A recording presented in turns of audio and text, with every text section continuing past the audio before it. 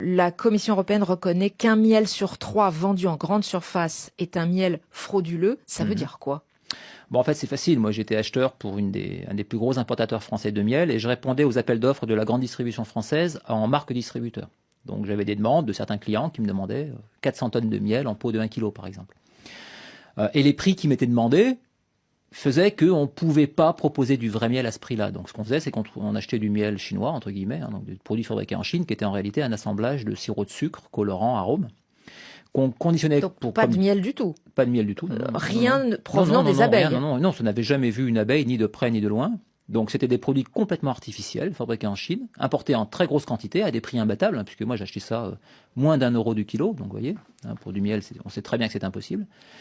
Et ensuite, c'était revendu à la grande distribution. Mais ça, c'était, je vous parle, j'ai commencé à faire ça il y a peut-être plus de 10 ans. Et ensuite, ça existe encore aujourd'hui. C'est quelque chose qui se pratiquait avant que moi je m'en occupe, qui s'est pratiqué bien après et qui se pratique encore aujourd'hui. Comment c'est possible? C'est possible parce que, en fait, les autorités... C'est quoi les trous dans le filet, là? C'est que les autorités de la certification, de la Déjà, norme. tout le monde le sait. C'est-à-dire que les professionnels le savent, nos clients le savent, puisqu'on est transparent avec nos clients. Les professionnels du miel, les apiculteurs, le CETAM, le Centre technique de l'apicole de la Moselle, enfin, tous les professionnels le savent.